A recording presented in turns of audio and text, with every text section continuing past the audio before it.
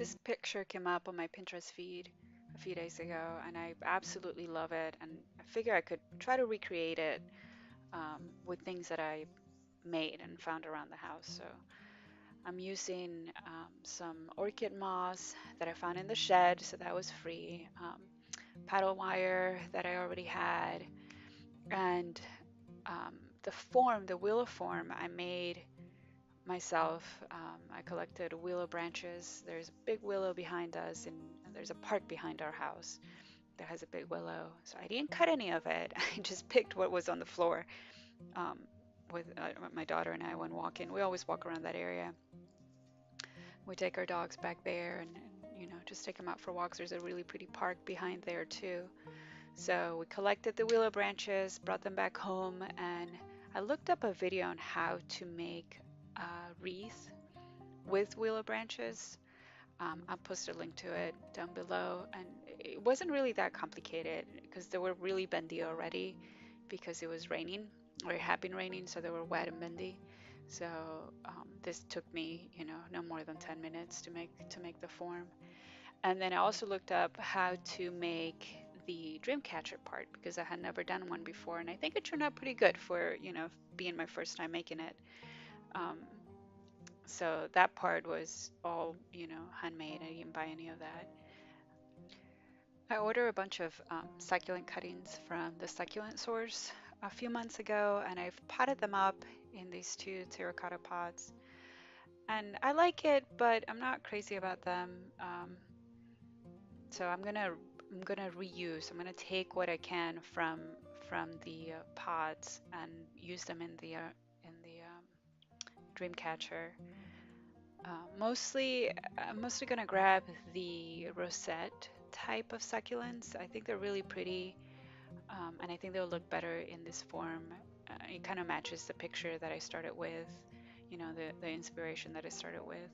So these actually rooted pretty well for only being there for about a month. They all have little roots growing, so that's pretty encouraging. Um, so I just kind of dig little holes with my pliers because I didn't have anything else to use, and I was already using those to cut the wire, and kind of just tuck them in.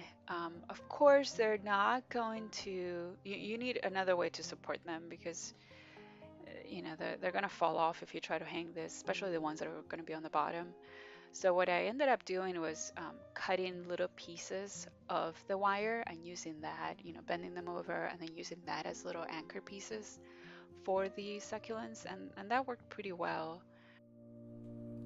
I'm gonna keep adding these to the form, and I'll fast forward this because this took me a good, 15 minutes, 20 minutes to attach them all.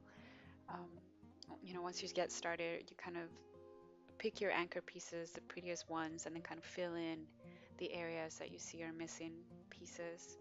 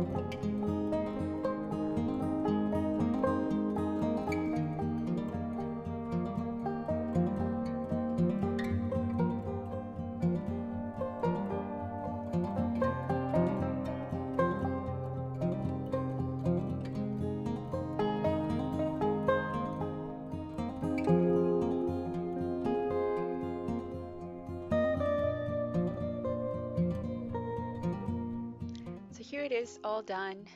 The only thing I didn't show you is that I actually dropped this not once or twice, but 3 times. And every time I dropped them, all the little succulents came flying out, and it was really sad.